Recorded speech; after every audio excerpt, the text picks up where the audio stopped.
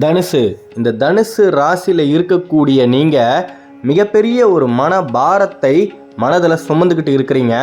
அந்த பாரங்களை நீங்கள் இறக்கி வைக்கக்கூடிய காலமும் நேரமும் கணிஞ்சு வந்தாச்சு. மிகப்பெரிய அளவில் உங்கள் கண்களுக்கு தெரியக்கூடிய பிரச்சனையை நீங்கள் கடந்து சென்றால் அதற்கு பின் மிகப்பெரிய ஒரு வாழ்க்கை இருப்பது உண்மை. அதனால் நீங்கள் பார்க்கக்கூடிய எந்த பிரச்சனைகளுமே நிரந்தரமானது இல்லை அப்படின்றத தயவு செய்து புரிஞ்சுக்கோங்க. சில பேர் ரொம்ப மன உளைச்சலுக்கு ஆளாகி வாழ்க்கையையே முடிச்சிக்கலாம் அப்படின்ற ஒரு மனநிலையோடு இருக்கிறீங்க. தயவு செய்து எனது தனுசு ராசியில் இருக்கக்கூடிய அன்பான அன்பர்கள் அந்த மனநிலையிலிருந்து வெளியே வரணும்னு நான் ரொம்பவே தாழ்மையாக கேட்டுக்கிறேன். ஏன்னா மிகப்பெரிய அளவில் நீங்கள் வாழ்க்கையில் உயரக்கூடிய ஆண்டு தான் இது. வரக்கூடிய குரு பெயர்ச்சி 12 ராசிகளிலேயே யாருக்கு சாதகமாக இருக்குது அப்படின்னா முதலில் தனுசுக்கு தான். மாதா பிதா குரு தெய்வம், அந்த குருவே உங்களுக்கு பக்க பலமாக காவலனாய் விளங்கக்கூடிய காலம்தான் இது. இந்த மார்ச் மாதத்துக்கு மேலே நீங்கள் எடுக்கக்கூடிய முடிவுகளை மிகப்பெரிய அளவில் வெற்றியை நோக்கி கொண்டு செல்லக்கூடிய அனைத்து விதமான சாதகமான சூழ்நிலைகளையும் குரு உங்களுக்கு ஏற்படுத்தியே தீருவார். குருவுக்கு குருவாய் விளங்கக்கூடிய அந்த சண்முகநாதனின் அருளும் உங்களுக்கு பக்க பலமாக இருக்கு.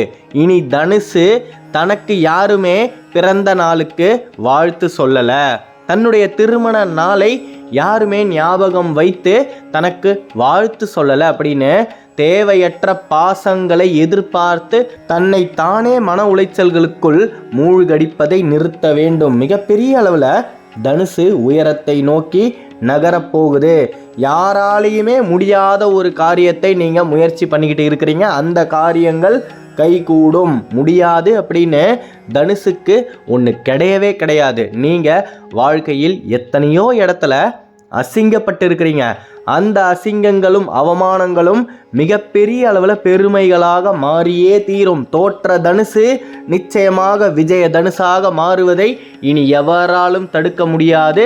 அந்த தேவர் குலம் காத்த கந்த கடவுள் இனி தனுசின் சொந்த கடவுளாக நிச்சயமாக மாறியே தீருவார். அதில் எந்த விதமான மாற்று கருத்துமே கிடையாது. அறுபடை முருகனுடைய அருள் உங்களுக்கு பரிபூரணமாக இருக்கு. நீங்கள் முருகனை நாடி விளக்கை ஏற்றும் பொழுது தயவு செய்து மனதை மென்மையாக வைத்துக்கொண்டு விளக்கை ஏற்றணும். தனுசில் இருக்கக்கூடிய 60% அன்பர்கள் மன அழுத்தத்திலேயே இருக்கிறதால தெய்வத்தை நாடி விளக்கை ஏற்றும் பொழுது உங்களுக்கு அந்த தருணத்தில் தான் எல்லா பிரச்சனைகளுமே ஞாபகத்துக்கு வரும். உங்களை ஏமாற்றியவர்களை பற்றி அப்போதான் நீங்கள் சிந்திக்க ஆரம்பிப்பீங்க. அதனால் நான் இவ்வளவு நஷ்டப்பட்டுட்டேன், நான் யாருக்குமே எந்த விதமான தீங்குமே என்னுடைய வாழ்க்கையில் செஞ்சதே கிடையாது, ஆனால் என்னை கஷ்டப்படுத்தியவர்களுக்கு தக்க தண்டனை அந்த தெய்வம் கொடுத்தே தீரணும் அப்படின்னு தெய்வத்திடம் நீங்கள் வாழ்க்கையில் முன்னேறுவதற்கான வேண்டுதலை வைப்பதற்கு மாறாக உங்கள் எதிரிகளை பற்றி சிந்தித்து கொண்டே வேண்டுவதால் உங்களின் வேண்டுதல்கள் திசை மாறி செல்லக்கூடிய சந்தர்ப்பங்கள் இருக்கும் பட்சத்தில் இனி நீங்கள் தெய்வத்திடம் போய் மன்றாடி வேண்டும் பொழுது, அந்த விளக்கை உங்கள் கையால் ஏற்றும் பொழுது மனதில் நீங்கள் அனுபவித்த கஷ்டங்கள் இருக்கவே கூடாது. உங்களுக்கு ஏற்பட்ட நஷ்டங்களை பற்றி நீங்கள் நினைக்கவே கூடாது. வாழ்க்கையில் உங்களை அவமானப்படுத்தியவர்களை பற்றி சிந்திக்கவே கூடாது. நான் என்னுடைய வாழ்வில் வளர வேண்டும், மிகப்பெரிய அளவில் உயரத்தை சென்று அடைய வேண்டும், என்னுடைய பிள்ளைகளுக்கு நான் மிகப்பெரிய ஒரு எதிர்காலத்தை உருவாக்கி தர வேண்டும், அதற்கு நிறைய பணத்தை சம்பாதிக்கணும் அப்படின்னு உங்களுடைய எண்ணங்கள் வேண்டுதல்கள் எல்லாமே நேர்மறையாக தான் இருக்கணும்.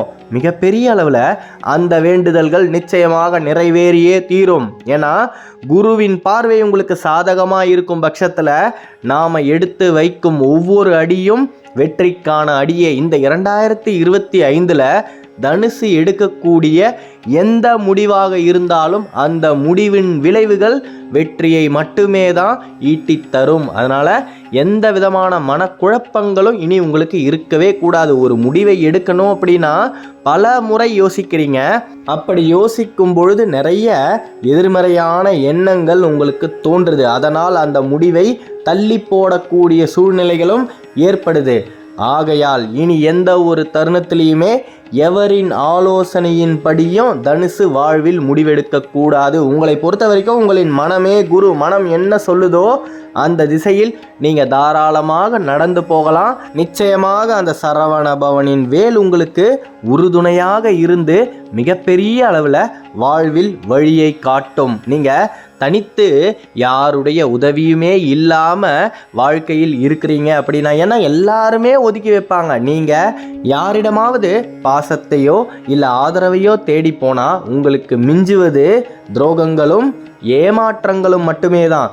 அதனால் உங்களை நீங்களே தனிமைப்படுத்திக்கிட்டு வாழ்ந்துக்கிட்டு இருக்கிறீங்க. அப்படி இருக்கக்கூடிய சூழ்நிலையில் நீங்கள் எடுக்கக்கூடிய முடிவுகள் மேலே உங்களுக்கு ஏதாவது ஒரு சந்தேகம் இருந்தால் உங்களின் இல்லத்தில் இருக்கக்கூடிய பூஜை அறையில் அந்த முருகனின் படத்தை பார்த்து விளக்கை ஏற்றும் பொழுது இந்த ஒரு வேல்மாறலை மட்டும் உச்சரித்து விட்டு நீங்கள் எவ்வித முடிவுகளை வேண்டுமானாலும் உங்களின் வாழ்க்கையில் எடுக்கலாம். தனித்து வழி நடக்கும் எனதிடத்து ஒரு வளத்து இரு புறத்து மறு கடத்திரவு பகுற்றுணையதாகும். இதனுடைய அர்த்தம் யாதெனில் எவ்வித துணையும் இல்லாமல் யாருமே ஆதரவுக்கு இல்லாமல் கதியற்று நான் என்னுடைய வாழ்க்கையில் இந்த முடிவை எடுக்கிறேன். இந்த முடிவுக்கு எந்த ஒரு இடையூறும் இல்லாமல் எனக்கு வலதுபுறத்திலும் இடதுபுறத்திலும் முன்புறத்திலும் பின்புறத்திலும் முருகனின் வேல் துணையாக நிற்க வேண்டும் அப்படின்னு மன்றாடி கேட்பதனால் நிச்சயமாக அந்த சண்முகநாதனின் வேல் உங்களுடன் இருந்தே தீரும். அதில் எந்த விதமான மாற்று கருத்துமே கிடையாது. தனுசு இனி எந்த விதமான மன உளைச்சல்களுக்கும் ஆளாகவே கூடாது. கடந்த காலத்தில் நீங்கள் சிந்திய கண்ணீர்கள் அத்தனையுமே இந்த 2025 முத்துக்களாகவும் வைரங்களாகவும் இந்த ஜகத்தில் ஜொலித்தே தீரும். இனி எந்த விதமான அனாவசிய விரயங்களும் ஏற்படாது. முக்கியமாக இந்த பூராடம் நட்சத்திரத்தில் இருக்கக்கூடிய அன்பர்களின் பணம் விரயமாச்சு. கடந்த ஆண்டில் கஷ்டப்பட்டு அனுதினமும் நீங்கள் உறங்காமல் உழைத்த உங்களின் உழைப்புக்கு எந்த விதமான நற்பெயரும் கிடைக்கல அப்படின்னு நிறைய மன உளைச்சலில் இருக்கிறீங்க.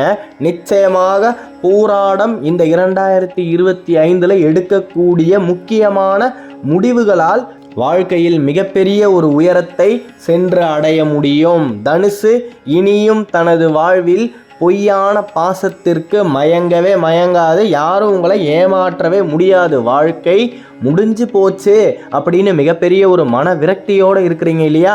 நிச்சயமாக உங்களின் வாழ்வில் சுப நிகழ்ச்சிகள் நடந்தே தீரும்.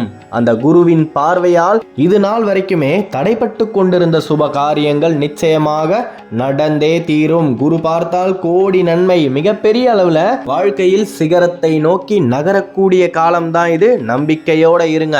இந்த உத்திராடம் நட்சத்திரம் மூல நட்சத்திரத்தில் இருக்கக்கூடிய அன்பர்கள் நீங்க செய்யக்கூடிய காரியங்களில் அதிக கவனம் தேவை.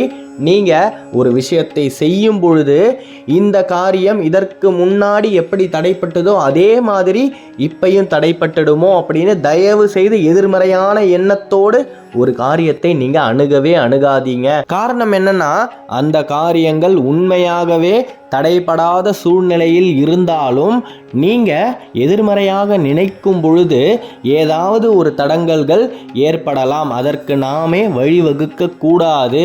இந்த மார்ச் மாதத்துல அர்த்தாஷ்டம சனி ஆரம்பிக்க போகுது. அதனால ஏதாவது ஒரு துன்பங்கள் நமக்கு நடந்துருமோ அப்படின்னு எந்த விதமான கலக்கத்துடனும் தனுசு வாழவே கூடாது.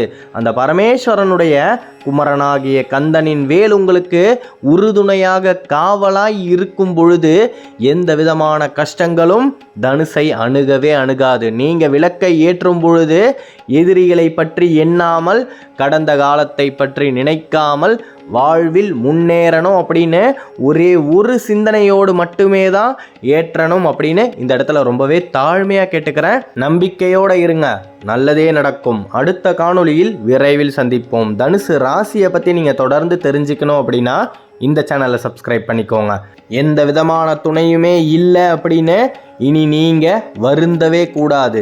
கதியற்று தவிக்கக்கூடிய தனுசுக்கு என்றென்றும் குருவாய் இருக்கக்கூடியது அந்த கந்தன் மட்டுமே தான். கருவாய் உயிராய் கதியாய் விதியாய் குருவாய் வருவாய் அருள்வாய் குகனே. முருகா முருகா முருகா முருகா. ஓம் சரவணபவ. ஓம் சரவணபவ. ஓம் சரவணபவ. நன்றி.